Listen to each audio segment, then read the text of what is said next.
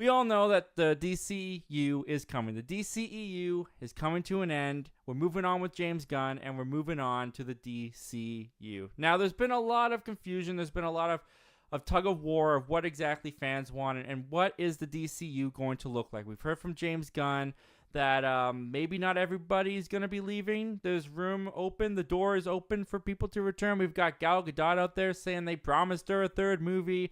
We got Jason Momoa out here. He was excited about some news, some meeting that he had with James Gunn and Peter Safran. Remember that video, guys? And you got James Wan talking about hopefully having a third Aquaman movie. Peacemaker, of course, coming from the Suicide Squad to his own show. That's a big hit show. There's a lot of things with the DCEU that some people are hoping is going to continue in the DCU. And some things that James Gunn has said, has alluded that those things will carry over into the DCU. Now, this is just my opinion. I want to make sure that that's clear. I'm not saying that I know better than James Gunn or Peter Safran. I'm not saying I even know how to run a studio. Of course I don't. I'm just some random dude in Canada in my spare bedroom talking to a webcam to all you beautiful people out there. And I'm just going to give my thoughts and opinions about why I really, really do believe that the DCEU just has to be fully rebooted. Nothing from the DCU. Nothing can come over from the DCU. It has to be fresh. And I thought that we would just count down 6 reasons today why I personally feel this way about this reboot. So, let's talk about why the DCU must reboot. The first thing that I want to put out here is that, guys, the audience hasn't attached to the DCEU. The DCEU launched in 2013, and they have had a decade to build trust and a relationship with the audience. And you can just look at the numbers. The audience is not responding in the way that they want. I mean, let's just look at the numbers, shall we? So I've gotten these broken down into some sections. The first section here I'm calling the Justice League Snyder era. These are the movies that kind of Zack Snyder had a hand in. So we look at Man of Steel domestically and worldwide as the numbers we're going to look at. 291 million domestically, 668 million worldwide. You go on to Batman vs. Superman. It did 330 million domestically, 873 million worldwide. So the number was going up. That was looking good. Suicide Squad came out, did 325 million domestically, 746 million worldwide, which were really, really good numbers, especially since the Suicide Squad were mostly just filled with unknown characters. The fact that the audience came out to support it, that was a really good sign. Wonder Woman, 412 million domestically, 822 million worldwide. That was really good. Now, this is where things get interesting. This is where things kind of change for the DCU. Justice League comes out. Domestically, does $229 million. And worldwide, does $657 million worldwide. The lowest performing, both domestically and worldwide, of all 5 of the first batch of films. And I've added the Rotten Tomatoes score and the audience score down below just to show you that, you know, sometimes they weren't doing so hot, sometimes they were doing hot, but we'll talk more about the audience and Rotten Tomatoes score a little bit later. Let's move on now. Let's move on to post-Snyder films. So post-Snyder films came out. Aquaman, this is like the weird anomaly of the group. This is like the odd one out because Aquaman came out domestically, did 335 million, but worldwide, internationally, people loved Aquaman. Aquaman did $1.14 billion. The only movie still to this day of the DCEU to make $1 billion was Aquaman. After Aquaman, though, it was all downhill from there, guys. Shazam came out, 140 million domestically, worldwide 367 million. Birds of Prey, which some people I think get a little confused. They think Birds of Prey was part of the pandemic era. It actually wasn't. Birds of Prey came out right before the pandemic, so the theaters were still hot. The theaters were still doing well.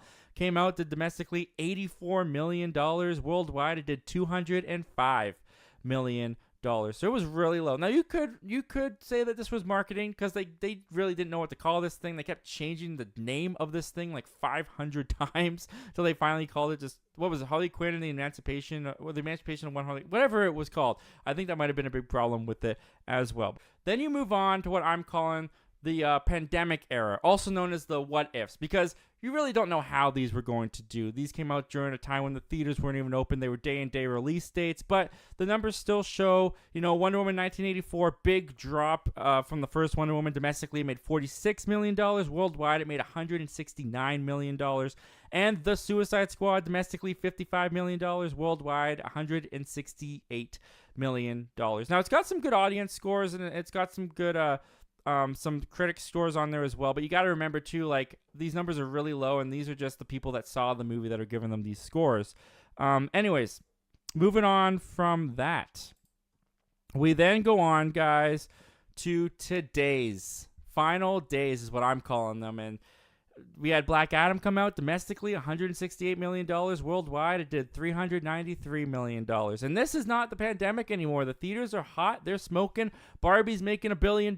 Mario's making $1 billion. People are going to the movies now, but they're just not coming to this DC universe anymore.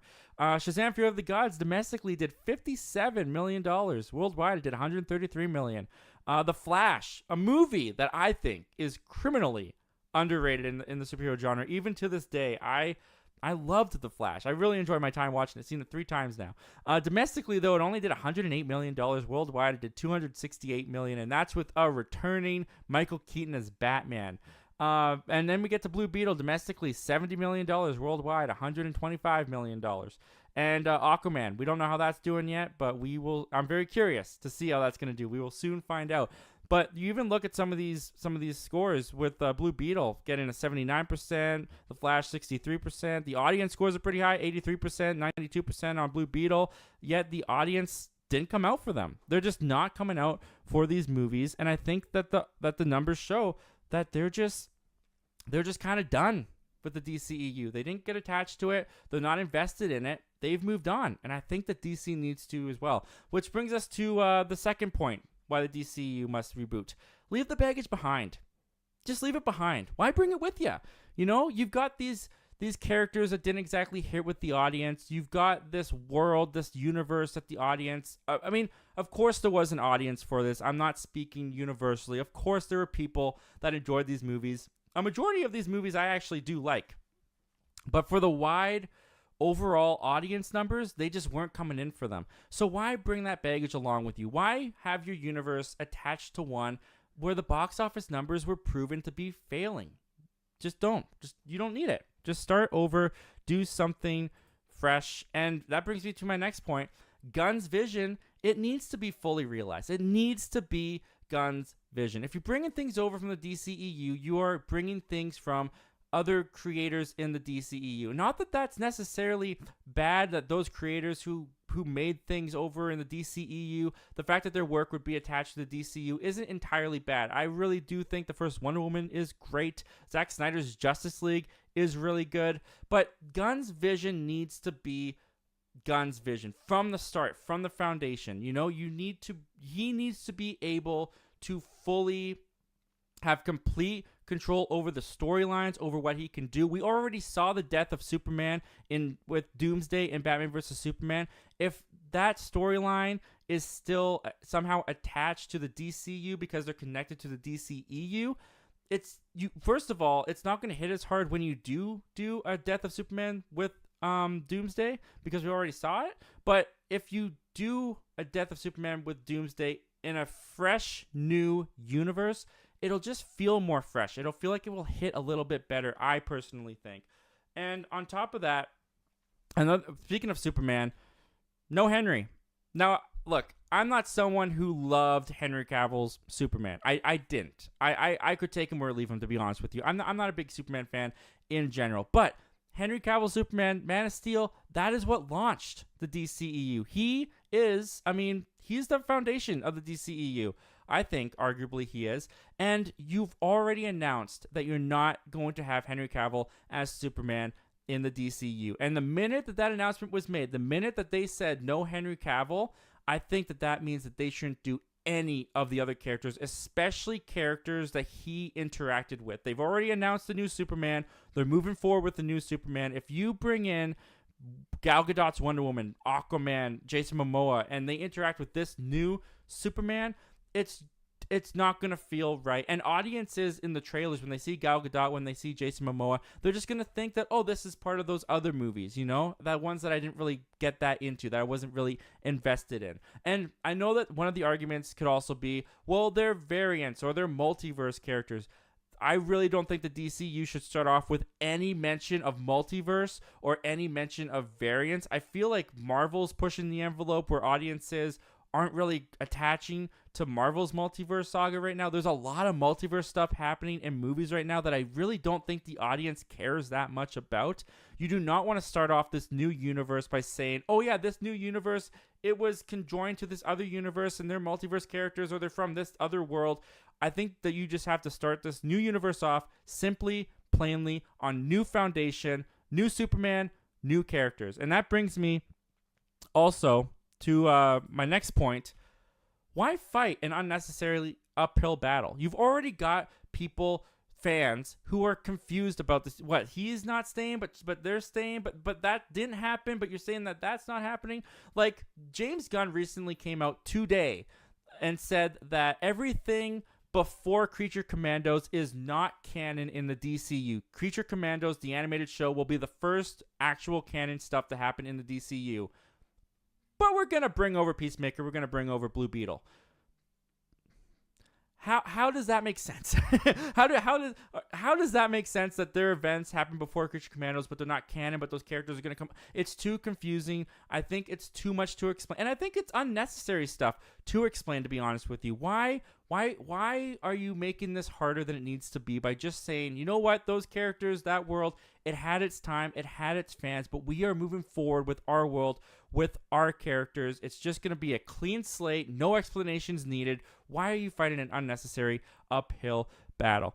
And lastly, and that leads us to our next point too, make it your own. Make this your own thing. You know, the thing with Aquaman, with Jason Momoa's Aquaman, the thing with Gal Gadot's Wonder Woman, the thing with Ben Affleck's Batman, Henry Cavill's Superman, they were casted by Zack Snyder. They were casted by Patty Jenkins. James Wan, I don't know if he had involvement or not, but they were their characters. They were characters, they were actors that they picked and performances that they picked to fit the world of the DCEU that they have created. You are creating the DCU. You are creating a new world filled with a different vibe, with a different atmosphere, with a different Superman. Bring in these characters, but make them your own. Cast a new Wonder Woman. Cast a new Aquaman. Cast a new Cyborg. Cast a new Flash. Cast a new everybody, and cast them to fit the universe, to fit the world that you have made so that they fit in. You don't have to retool Aquaman. You don't have to retool a Wonder Woman. Just bring them in fresh, bring them in new, and create something completely different than the DCEU. And honestly, guys, that's how I feel about this going forward. Now, you may be asking questions about, well, what about Peacemaker and Waller? They've already been confirmed, and we love that show, and that show's great. If it's on Max, keep it on Max. You know, I would akin that to Agents of S.H.I.E.L.D., you know? Because at the time, Marvel, they had Kevin Feige running the movies, and they had some other guy, I can't remember his name. He was running the television shows, and he made Agents of S.H.I.E.L.D. on ABC. And in Agents of S.H.I.E.L.D., they brought back Agent Carson. And in the movies, Kevin Feige was like, oh, we killed him in Avengers. We're going to keep him dead in the movies. If you watch Agents of S.H.I.E.L.D., Carson is still alive. You can enjoy that show. But if you watch the Marvel movies and you don't watch the show, you're not missing anything.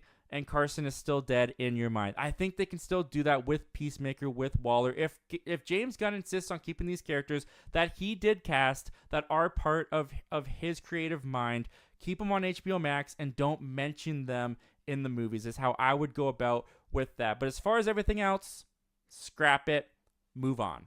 Anyway, guys, those are my official reasons. Those are my official thoughts and where I've come to with why I personally believe that the DCU should just be a clean, 100% fully rebooted universe. Now, I'm not saying that these opinions of mine are cemented, they're solidified. I could have my mind changed. So I want to hear from you guys. What do you guys think of this? What do you guys think the DCU should look like? Should they fully reboot it? Should they do some kind of weird combination of the DCEU and the new DCU? Comment down below. Let me know all your thoughts and opinions, guys. I'd love to hear them.